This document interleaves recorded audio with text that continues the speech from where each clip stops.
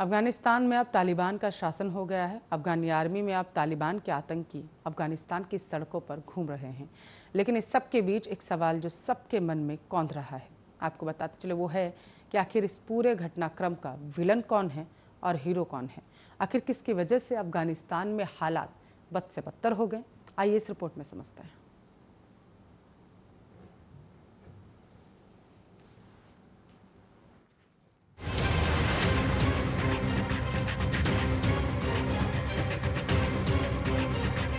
जल्मे खलीलजाद को अमेरिका द्वारा अफगानिस्तान का विशेष राजदूत नियुक्त किया गया है। तब से ऐसी कई तस्वीरें सामने आईं, जिनमें तालिबानी नेताओं के साथ गलबहियां करते हुए वो दिखाई दिए। खलीलजाद के विपरीत अफगानिस्तान में एक ऐसा नेता भी था जो लगातार तालिबान से लोहा लेता रहा और उसे समर्थन देने के लिए पाकिस्तान पर हमलावर रहा। कुछ हफ्ते पहले ही अमेरिका से एक वीडियो सामने आया जिसमें अफगानिस्तान के लिए विशेष अमेरिकी दूत जल्मे खलीलजाद को एक अमेरिकी नागरिक अपशब्द कहते हुए सुनाई दे रहा। वीडियो में खलीलजाद को अमेरिका की किसी सरकारी इमारत के सामने वह व्यक्ति अपशब्दों से संबोधित कर एक हारने वाला व्यक्ति कह रहा और पूछ रहा है कि अफगानिस्तान का आखिर क्या हुआ। खलीलजाद उससे बचते हुए तेज कदमों से भवन में प्रवेश करने का प्रयास करते हुए साफ दिखाई दे रहा। वीडियो वायरल होने पर उस पर दुनिया भर के पत्रकारों, सामरिक मामलों के विशेषज्ञों और इन्फ्लुएंसर्स ने टिप्पणी की और यूजर्स ने अपनी तीखी प्रतिक्रियाएं व्यक्त की। कोई अमेरिकी नागरिक की निंदा कर रहा था तो कोई उसे सही ठहरा रहा था। बहरहाल अधिकांश प्रतिक्रियाओं में खलीलजाद पर पाकिस्तान की शह पर तालिबान के हाथों अफगानिस्तान बेच देने का आरोप लगाया गया। वहीं कई यूजर्स ने उन्हें आईएसआई का मोहरा तक करार दे दिया। अफगान मामलों में कई विशेषज्ञों का मानना है कि अफगानिस्तान की इस दुर्दशा और तालिबान के हाथों में सत्ता जाने का सबसे बड़ा श्रेय जल्मे खलीलजाद को ही जाता है। उनकी पाकिस्तान समर्थक नीतियों की विश्व भर की मीडिया ने आलोचना की। प्रतिष्ठित अमेरिकी अखबार पॉलिटिको का मानना था कि 9/11 के बाद से अमेरिका ने जिन चीजों के लिए लड़ाई लड़ी है, शांति दूत जल्मे खलीलजाद के नेतृत्व में अमेरिकी सरकार वह सब कुछ खोने वाली है। खलीलजाद जो अफगान शांति प्रक्रिया के लिए अमेरिकी द्वारा तैनात किए गए प्रमुख राजनयिक और नीति निर्माता थे, न यह सुनिश्चित करने में कोई कसर नहीं छोड़ी कि अफगानिस्तान पर अमेरिका की नीति पाकिस्तान के हितों के अनुरूप हो और पाकिस्तान द्वारा ही नियंत्रित की जाए। विशेषज्ञों का ये भी मानना है कि पाकिस्तान खुफिया एजेंसी आईएसआई के इशारे पर खलीलजाद ने सुनिश्चित किया कि अफगान शांति प्रक्रिया को पाकिस्तान प्रत्यक्ष रूप से नियंत्रित करे और अंततः तालिबान के हाथों में सत्ता सौंप दी जाए।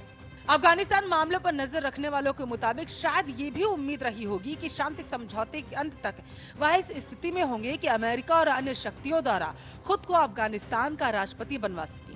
हालांकि जब शांति समझौते के दौरान राष्ट्रपति अशरफ गनी और डॉक्टर अब्दुल्ला के प्रभाव को वह कम करने में असफल रहे तो राष्ट्रपति बनने का सपना दूर की कौड़ी लगने लगा।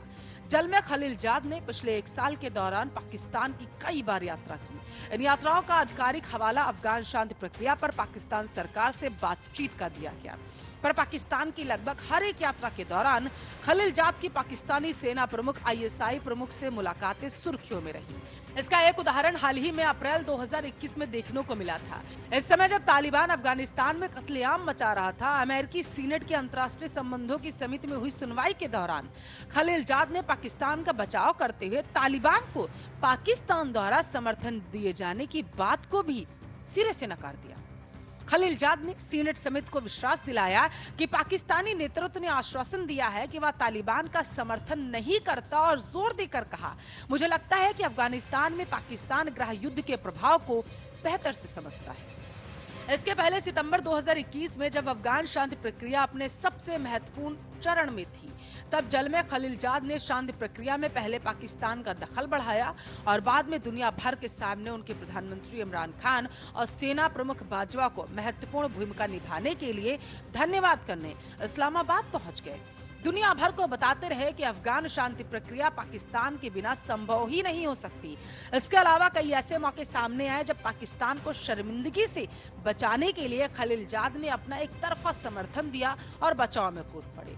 जुलाई 2021 में जब इस्लामाबाद में अफगानी राजदूत की बेटी सिलसिला अली खेल को अगवा कर लिए जाने के बाद जब पाकिस्तान दुनिया भर से विरोध और अफगानिस्तान सरकार के हमलों को झेल पाने में नाकाम था, तब पाकिस्तानी सेना प्रमुख जनरल कमर जावेद बाजवा के आदेश पर खलीलजाद ने तुरंत पाकिस्तान की यात्रा की और पाकिस्तानी सेना प्रमुख बाजवा, ISI प्रमुख जनरल फैज हामिद और प्रधानमंत्री इमरान खान के सामने पेश हुए। विश्व भर की मीडिया के सामने पाकिस्तान का बचाव किया। जब से खलीलजाद को अमेरिका द्वारा अफगानिस्तान का विशेष राजदूत नियुक्त किया गया, तब से ऐसी कई तस्वीरें सामने आई जिनमें वे तालिबानी नेताओं के साथ गलबैयां करते हुए दिखाई दिए। 2019 में अपनी अमेरिका यात्रा के दौरान अफगान सुरक्षा सलाहकार हमदुल्ला मोहिब ने वाशिंगटन में पत्रकारों को संबोधित करते हुए कहा था कि खलीलजाद खुद को एक नई कार्यवाहक सरकार के वायसराय के रूप में स्थापित करना चाहता है। अफगान शांति वार्ता के पूरे काल में खलीलजाद को पाकिस्तान समर्थक रवैये की वजह से अफगानिस्तान की सेना और राजनेताओं से नोकझोंक होती रही।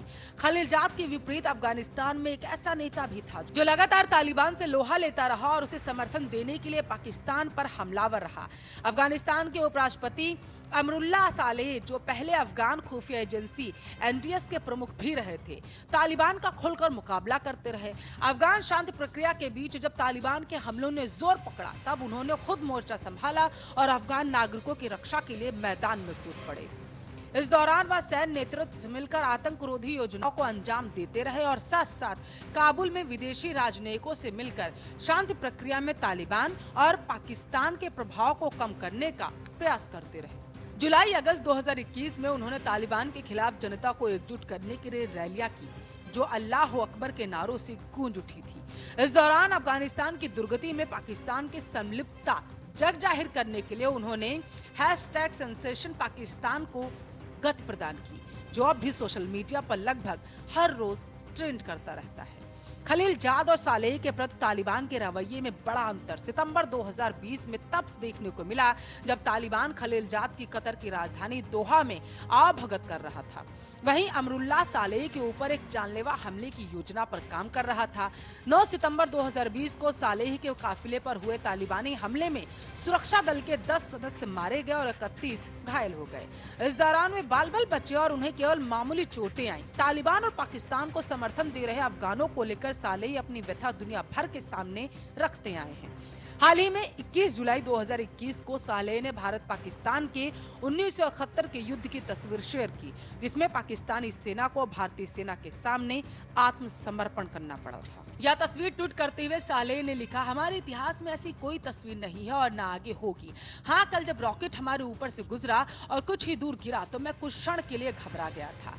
प्रिय पाकिस्तानी ट्विटर हमलावर, इस तस्वीर में आपको मिले सदमे को तालिबान और आतंकवाद ठीक नहीं करेंगे, दूसरे रास्ते तलाश कीजिए। इस ट्वीट ने पाकिस्तानी राष्ट्रीय सुरक्षा सलाहकार मोइद यूसुफ समेत अन्य पाकिस्तानी नेताओं को आग बबूला कर दिया था और पूरा पाकिस्तानी नेतृत्व उन पर एक साथ हमलावर हो गया। सालेह की इस बयान की भारत में भरपूर सराहना हुई।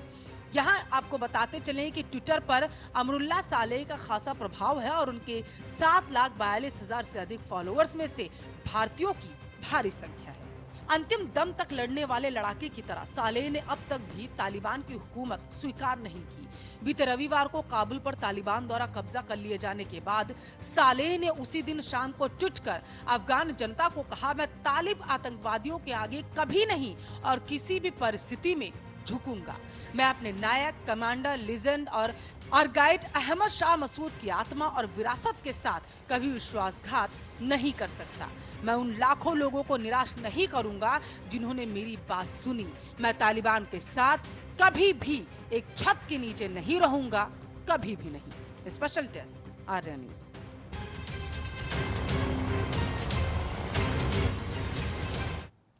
चलिए, इसी रिपोर्ट के साथ फिलहाल के लिए इस बुलेटिन में बस इतना ही। अब बने रहिए हमारे साथ, देखते रहिए आर्या न्यूज।